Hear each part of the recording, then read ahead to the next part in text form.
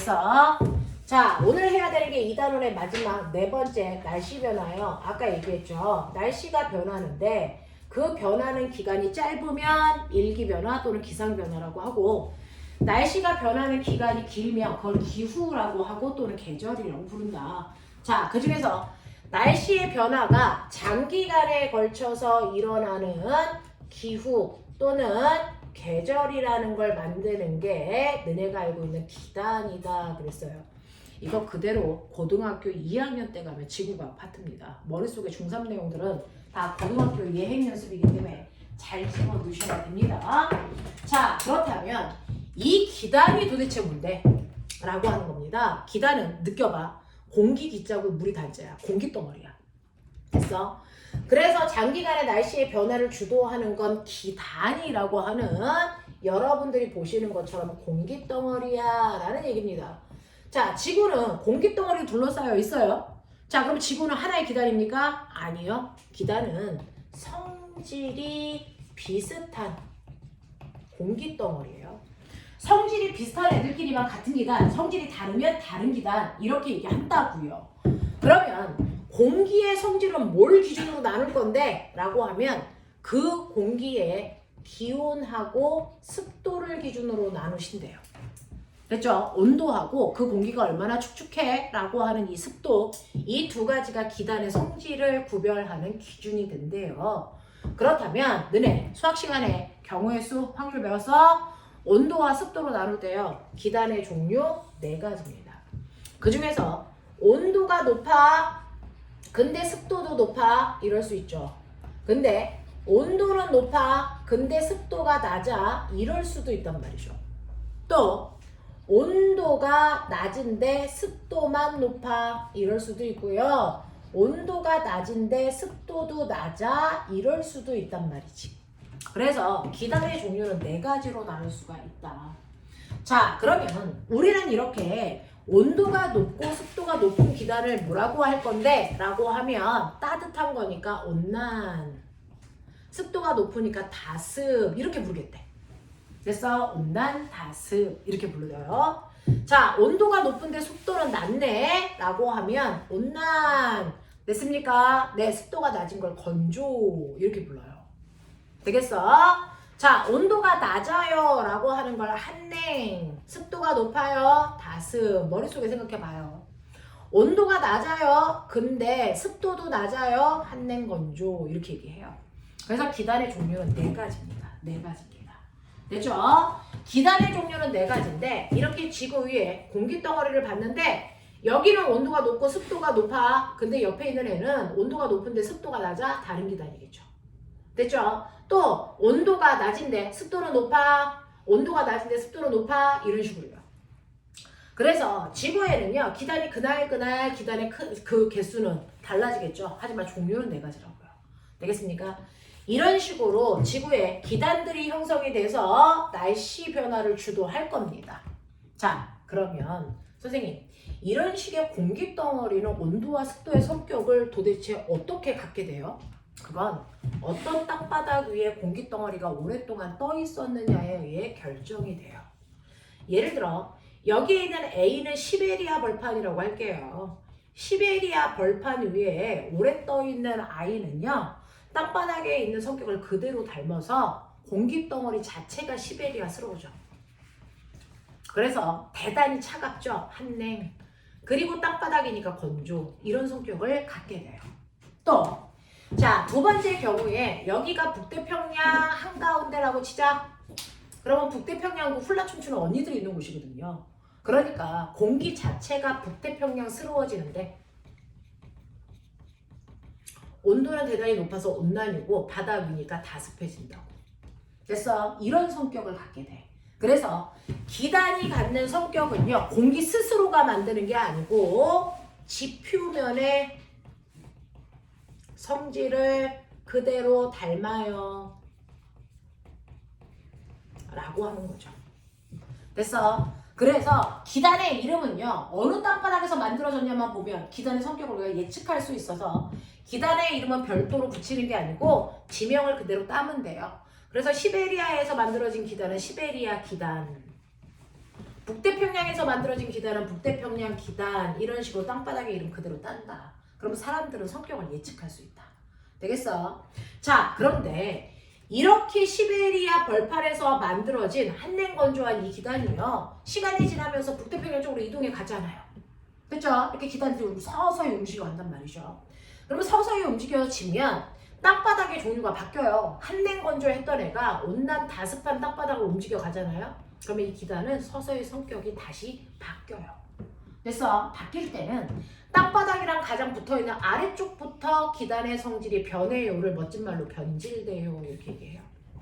변질됩니다. 그러니까 아래쪽의 온도는 대단히 온난한데 아직 위쪽까지는 열이 올라가지 않았어. 얘는 여전히 한냉해. 이런 식으로 기단의 성격이 막 바뀌어가요. 알겠습니까? 네. 이런 식으로 해서 기단이라고 하는 아이가 성질을 갖게 된다. 그 성질을 가지고 있는 공기덩어리가 우리나라에 오면 우리나라가 그 성질로 바뀌면서 계절이 생겨요. 예를 들어 우리나라가 이렇게 만들어져 있죠. 우리나라가 이렇게 되어 있어요. 그러면 우리나라에 영향을 주는 기단 저 4개가 다 영향을 주는데 이렇게 기단이 생기는 곳이 4군데야. 자, 공부를 가장 나쁘게 하는 건 암기하려고 하는 거예요. 공기는 그렇게 된 이유가 있거든요. 그래서 원리를 이해하시는 게 암기를 편하게 하는 방법입니다. 자, 그래서 보시면 이런 식으로 공기덩어리가 4개가 있는데 이 공기덩어리 4개의 성격을 알 때요. 지구를, 우리나라를 아래 위로 자르세요. 아래 위로 자르면 위가 춥니 아래가 춥니? 위가 춥죠. 북극이랑 가까우니까. 아래는 뜨겁죠. 적도랑 가까우니까. 됐어. 그래서 아래쪽에 있는 기단들은 뜨거운 공기덩어리 온난하대요. 위에 있는 공기덩어리는 차갑대요. 한냉하대요. 요렇게요. 그리고 이제 우리나라를 좌우로 자르세요. 그랬을 때 바다가 많은 쪽이 어느 쪽이에요? 오른쪽이잖아요. 정신 차려. 오른쪽이잖아요. 그래서 오른쪽에 있는 기단들이 바다 위에 떠 있으니까 다습한 공기덩어리예요. 왼쪽에 있는 애들은 대륙 위에 떠 있으니까 건조한 공기덩어리예요. 이렇게 생각하시면 되죠. 이게 기단의 성격입니다. 됐죠? 이러한 기단의 성격은 그 기단이 떠 있었던 지명을 따서 이름을 붙이시면 되는데 여기가 바로 시베리아 벌판이라서 얘 이름을 시베리아 기단이라고 부르시면 되고 우리나라 겨울철에 얘가 와서 우리나라를 한겨울로 만드는 거야. 되겠어? 자, 2번째 여기가 중국의 양쯔강이 흐르는 곳이거든요. 그래서 얘 이름을 양쯔강 기단이라고 부르고요. 얘는 우리나라의 봄철과 가을철에 영향을 주는 기단입니다. 자, 그 다음에 여기에 있는 3번째 기단은요. 일본의 오츠크해라고 하는 앞바다가 있는 곳이거든요. 그래서 오호, 츠, 크, 해, 기단 이렇게 부르고요. 우리나라 장마철을 얘가 만들어요. 우리나라 초여름에 영향을 주는 기단이에요. 그 다음에 4번째 여기는요. 북태평양 앞바다가 있죠. 그래서 북태평양 기단이라고 하고 얘는 우리나라 초여름부터 한여름까지 여름 내내 영향을 주는 기단입니다. 되겠어? 이렇게 됩니다. 자, 이러한 기단은요. 고기압에서 만들어질까? 저기압에서 만들어질까? 기단은 고기압에서 만들어져요. 그래서 기단이 있는 쪽이 바로 고기압이라는 거죠. 그러면 이제 이러한 기단들이 만들어진다는 걸 알았으니까 이 기단들을 통해서 여러분들 거꾸로 지금이 무슨 계절이야? 이거 알아맞추셔야 돼요. 됐죠? 첫 번째요. 여러분들 겨울철에 시베리아 기단의 영향을 받잖아요. 그러니까 겨울철은 시베리아 기단이 있는 쪽에 대규모의 고기압이 생겨요. 그리고 무조건 대각선 쪽에 저기압이 생깁니다. 그래서 무슨 계절이니? 라고 물어보면 우리나라 찾고요. 우리나라에 가장 인접되어 있는 고기압의 위치 보시면 돼요. 그 위치가 시베리아 쪽이니까 겨울철이네.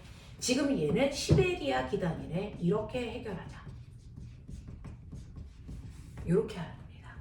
그러면 시베리아 기단의 영향을 받으니까 우리나라 자체가 얘가 우리나라를 덮어버리거든요. 우리나라가 시베리아가 되는 거예요. 그러니까 우리나라 대단히 어떻습니까? 한냉 건조해집니다. 이 얘기야.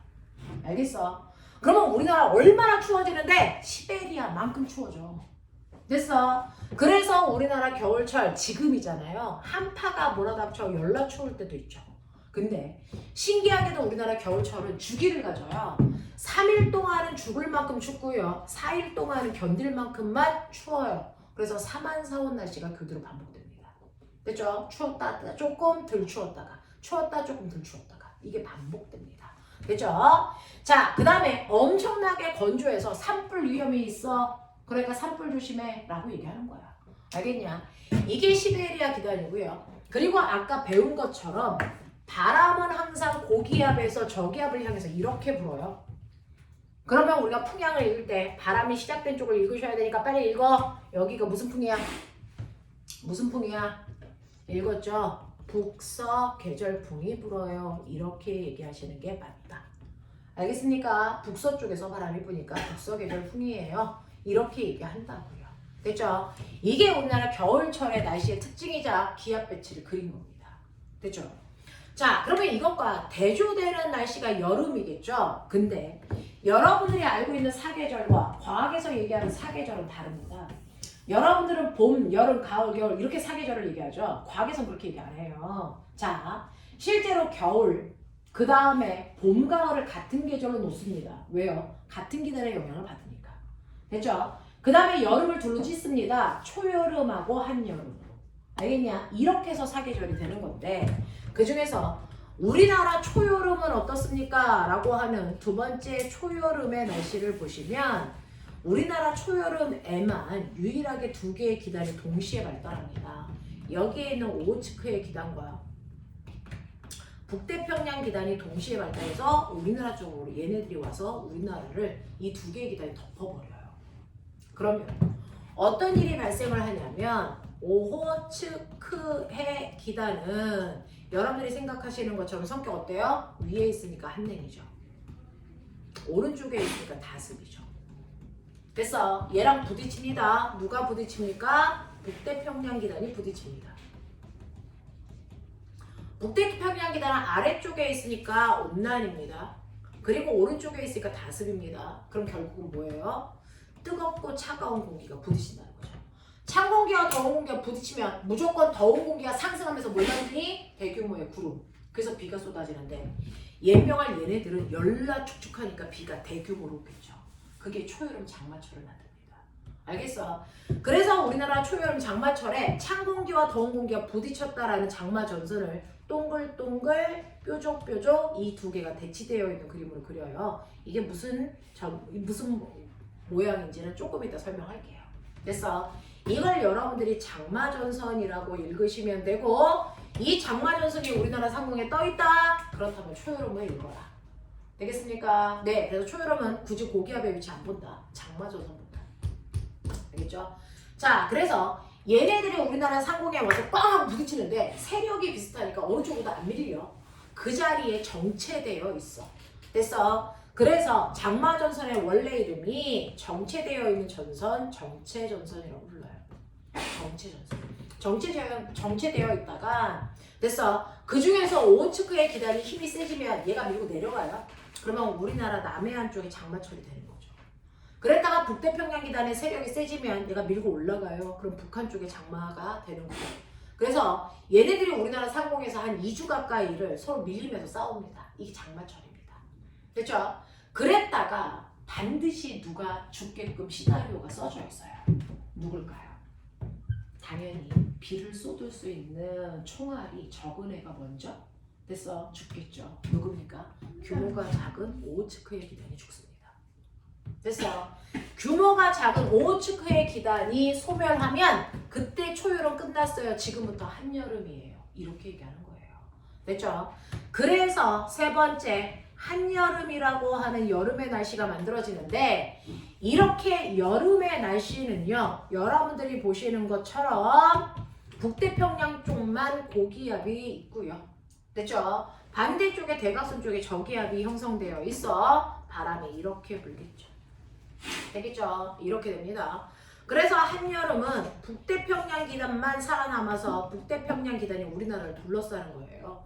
북태평양 기단의 영향을 받아서 우리나라 대단히 온난 다습합니다. 얼마나 뜨거워? 뒤질랜드. 그래서 너무너무 더워요. 무더위. 자, 그래서 엄청 더운데 밤이 돼도 온도가 잘 안 내려와, 안 떨어져. 그래서 밤에도 27도 이상의 온도를 유지하면 와 뜨거운 밤 열대야가 형성되어 있어요. 이렇게 얘기하죠. 되겠습니까? 네. 그러면서 이러한 여름철에는 바람이 고기압에서 저기하고 부니까 풍향 읽으세요. 무슨 풍? 남동계절풍이 불죠. 됐어. 그리고 여름철 끝자락에 우리나라에 뭐가 옵니까? 반갑지 않은 손님, 태풍이 와요. 이게 한여름의 날씨야. 됐어. 그러면서 실제로 우리나라에 북태평양 기단의 영향으로 우리나라가 북태평양처럼 더럽게 덥는데 한여름에는 적도 지역보다 우리나라가 훨씬 더 불쾌지수가 높답니다. 왜요? 적도는요, 뜨거워서 땀을 흘리면 바람이 불어서 땀이 흘리는 순간 그냥 말라버린대요. 그래서 오히려 시원하다고 느낀대요. 근데 우리나라는 더워서 땀이 흘렀는데 날씨가 눅눅하잖아요. 땀이 정말 안 해요. 그래서 훨씬 더 덥다고 느끼는 불쾌지수가 대단히 높습니다. 습도가 높아요. 됐어? 이런 식의 날씨가 형성된다? 이게 한여름 날씨다. 알겠어? 자, 그러면 마지막 네 번째. 자, 봄철과 가을철은 어떻습니까? 라고 하는 네 번째 봄, 가을 날씨예요. 봄, 가을 날씨를 보면 양지강 기단의 영향을 받아야 되니까 여기가 고기압이고 상대적으로 대각선 쪽에 여기에 저기압이 되겠죠. 근데 이 봄철에 영향을 주는 양쯔강 기단도요. 고기압인 건 맞지만 다른 시베리아 기단, 북태평양 기단에 비해서 규모가 훨씬 작아요. 규모가 작으면 어떠냐면 움직이는 속도가 빨라. 몸이 가벼우니까. 됐어? 그래서 얘가 우리나라로 들어왔다 나갔다 이지를 하거든요. 됐어? 근데 고기압이 들어오면 우리나라가 날씨가 맑아졌다가 고기압이 빠져나가면 흐려져요. 됐어? 근데 얘가 대단히 빨리 움직이니까 날씨가 맑았다 흐렸다 이렇게 한단 말이죠. 이런 식으로 규모가 작아서 빠른 속도로 움직이는 고기압을 우리가 이동성 고기압이라고 합니다. 양쯔강은 이동성 고기압의 형태를 띄어요. 그래서 얘 때문에 날씨 변화가 극심합니다. 이렇게 표현합니다. 됐어? 날씨 변화가 극심해요. 그 중에서 봄철의 날씨를 표현하는 우리나라 단어가 있어. 봄철에는요. 자, 날씨가 좀 따뜻해져서 꽃이 폈어. 근데 갑자기 다시 추워져. 됐어? 그래서 막 눈이 와. 자, 이런 날씨들이 반복되는데 이걸 꽃샘추위가 왔어요. 이렇게 얘기하죠. 됐습니까? 그리고 반갑지 않은 손님, 황사가 옵니다. 이게 우리나라 봄철 날씨의 특징이고요. 가을철 날씨의 특징은 단풍이 물들기 시작하고요. 첫서리가 내리고요. 근데요, 가을철 날씨는 전 세계 사람들이 부러워할 정도로 하늘이 엄청나게 높고 푸릅니다. 그래서 청고 마비의 계절이 형성되어 있다. 이렇게 얘기합니다. 되겠습니까? 그래서 어떤 단어로 표현해도 계절을 조금 느낄 수 있게끔 하시는 게 중요합니다. 되겠죠? 자, 이런 식으로 기단이 우리나라의 사계절을 만든다면 이러한 찬 공기와 더운 공기가 우리나라 상공에서 꽝 하고 부딪힌단 말이죠.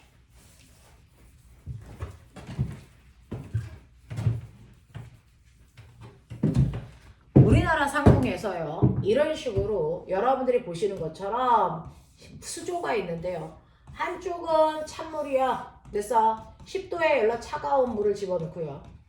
한쪽은 80도에 엄청나게 뜨거운 물을 집어넣을게요. 근데 온도가 눈에 잘 안 보이니까 찬물에는 파란색 잉크를 탈 거고요. 뜨거운 물에는 빨간색 잉크를 탈게요.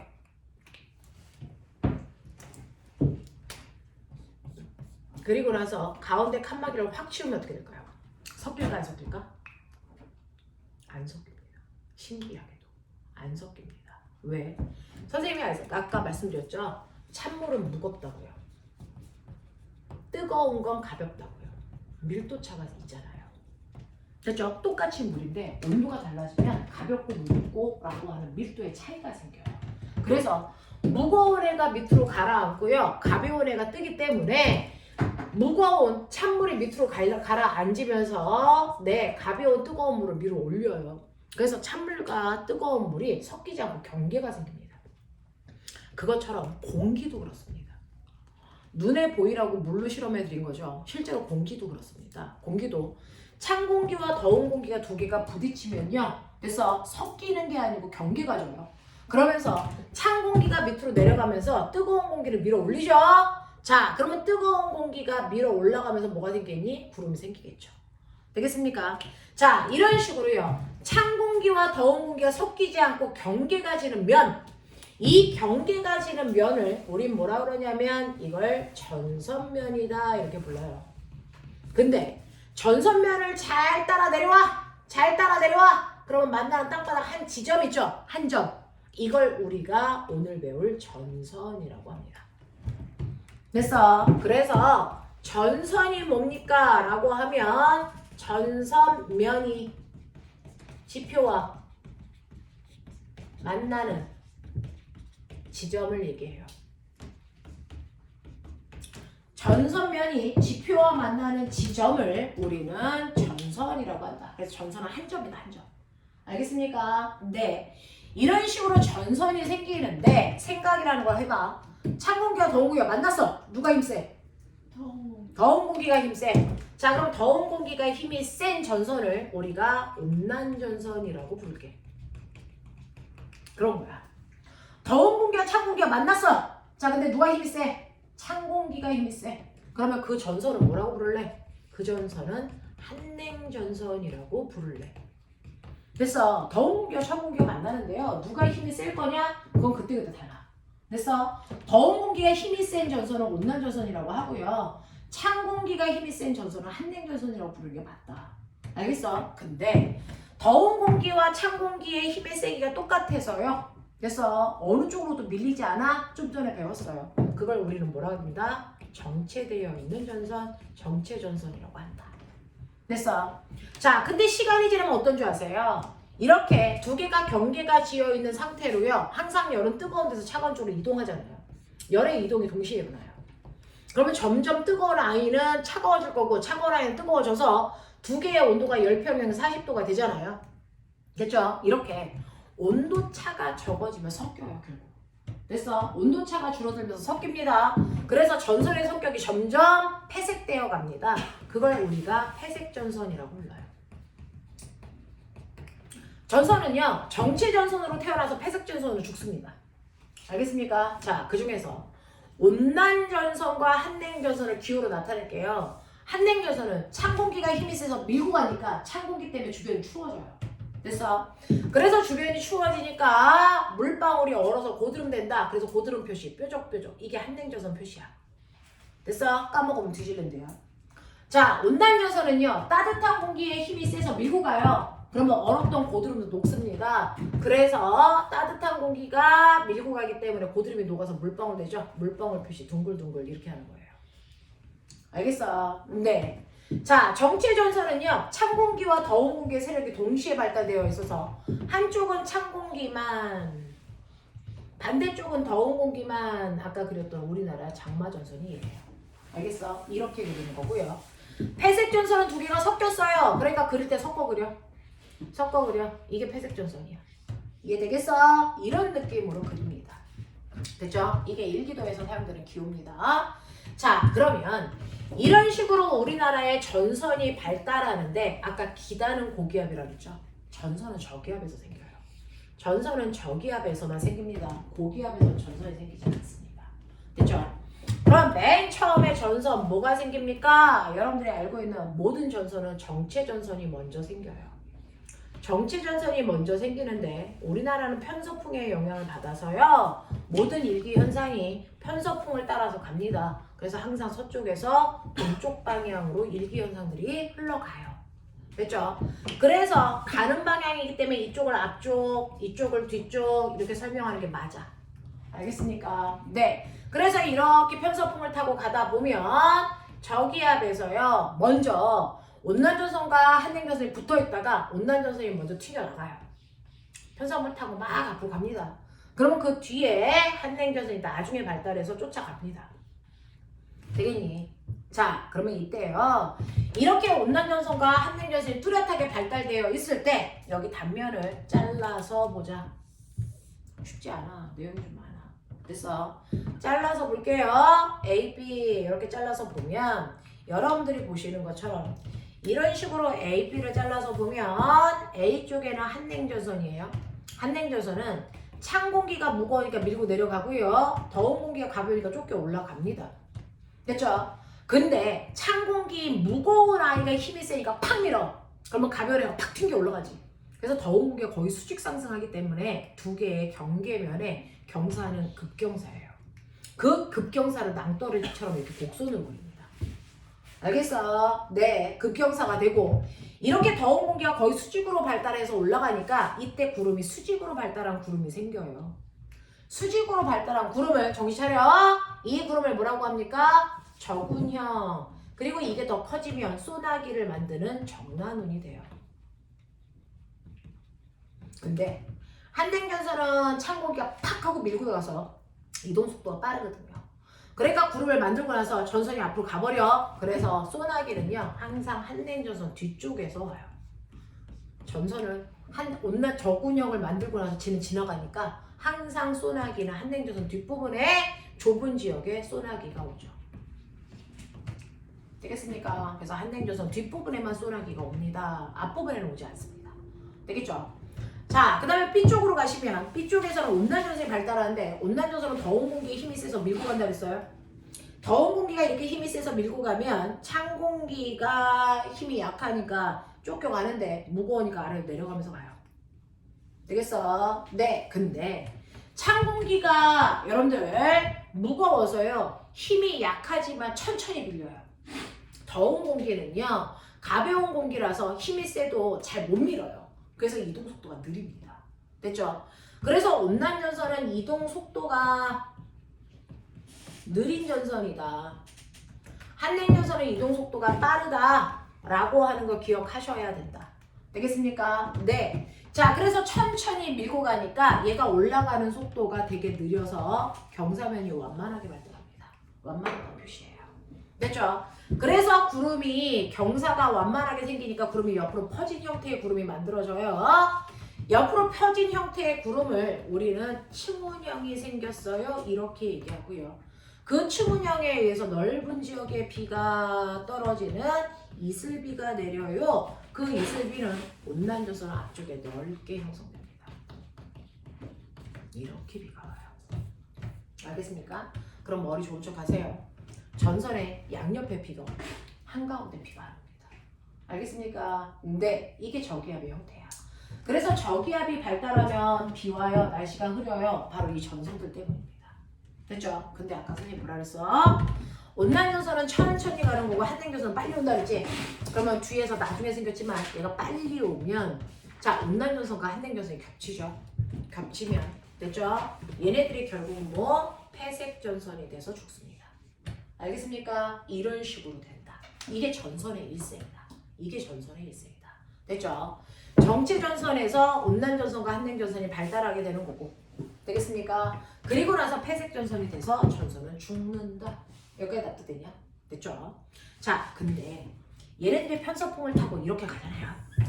근데 우리 집 여기 있었어. 그러면 우리 집에는 맨 처음에 이슬비가 오는 이 날씨야. 됐죠? 그랬다가 편서풍을 타고 이렇게 가면 우리 집이 됐어 온난전선의 뒷부분에 와 있게 돼. 됐죠? 네. 그랬다가 시간이 지나면 더 우리나라가 이쪽으로 가면서 한랭전선 뒷부분으로 가겠죠. 됐어?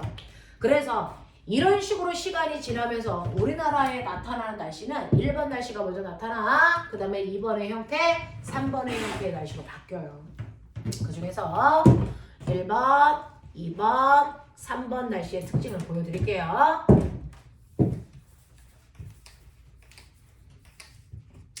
1번 날씨가 2번 날씨로, 2번 날씨가 3번 날씨로 이렇게 바뀌는데 이 1번 날씨를 만드는 여기를 온난전선 앞부분이래요. 온난전선 앞쪽이라고 부르시는 게 맞아요. 됐죠? 그리고 2번 날씨를 만드는 여기는 온난전선의 뒤쪽이라고 불러요. 됐어? 온난전선 뒤 이렇게 부르자. 되겠어? 그 다음에 세 번째 여기는 한랭전선 뒤라고 불러라. 이렇게 불러요. 그래서 날씨가 이렇게 세 번 바뀌게 되는데요. 그 중에 온난전선 앞쪽에는 어때? 라고 하면 너네가 보시는 것처럼요. 지금 됐죠? 층운형의 구름으로 뭐가 내리고 있어? 이슬비가 내리고 있어. 이거죠. 됐죠? 그랬다가 전선의 한가운데로 오면 순간 구름이 걷히면서 날씨가 맑아져. 그랬다가 다시 한냉전선 뒤로 가면 적운형의 영향으로 우리나라에 소나기가 내려 이렇게 된다고요. 이해됩니까? 이해됩니까? 자, 그러면서 얘네들의 기온하고 기압은 서로 반대라고 들었는데 어때? 라고 하면요. 온난전선이 지나가면 따뜻한 공기가 지나갔으니까 따뜻해져요. 됐어? 그래서 온난전선이 지나가면서 됐어? 기온은 상승합니다. 그러면 기압은 하강하겠죠. 됐죠? 또 한냉전선이 훅 지나가면요. 기온은 하강합니다. 그러면 기압은 상승하겠죠. 기압이 상승해도 고기압은 아닙니다. 그냥 기압이 처음보다 높아진다는 얘기죠. 됐습니까? 이런 변화를 갖습니다. 자, 그런데 실제로 얘네들에 비해서 시험에 훨씬 많이 나오는 게 뭘까요? 라고 하면 마지막에 이하입니다. 바람이 불어요. 바람이 부는데 우리가 저번 주에 배운 것처럼 고기압에서는 바람이 시계 방향으로 불어 나가야 돼. 지구가 자전하니까 그래. 그래서 저기압에서는 바람이 불어 들어가야 돼. 지구가 자전하니까 그래. 그래서 저기압에서는 바람이 반시계 방향으로 불어 들어갑니다. 저기압에서는 바람이 보시는 것처럼 반시계, 반시계, 반시계 이렇게 불어 들어간다. 그렇죠? 자, 그러면 1번 날씨일 때 바람은 이렇게 불죠. 됐죠? 그럼 풍향 읽으시면 무슨 풍입니까? 여러분들이 보시는 것처럼 남동풍이에요. 됐죠? 그래서 첫 번째는 남동풍의 바람이 불어요. 이런 얘기죠. 그랬다가 온난조선 뒤쪽에선 바람이 이렇게 불어 들어갑니다. 자, 이거 읽으시면 남서풍이 되겠죠. 그랬다가 여기서 바람이 이렇게 불어옵니다. 이거 북서풍이 불어요. 이렇게 됩니다. 됐어. 그래서 바람의 방향이 이런 식으로 시계 방향으로 이렇게 회전합니다. 되겠지? 남동, 남서, 북서. 그래서 시험에서는 바람의 방향이 남동에서 남서로 불었다. 그래서 자, 지금이 어떤 상태냐라고 합니다.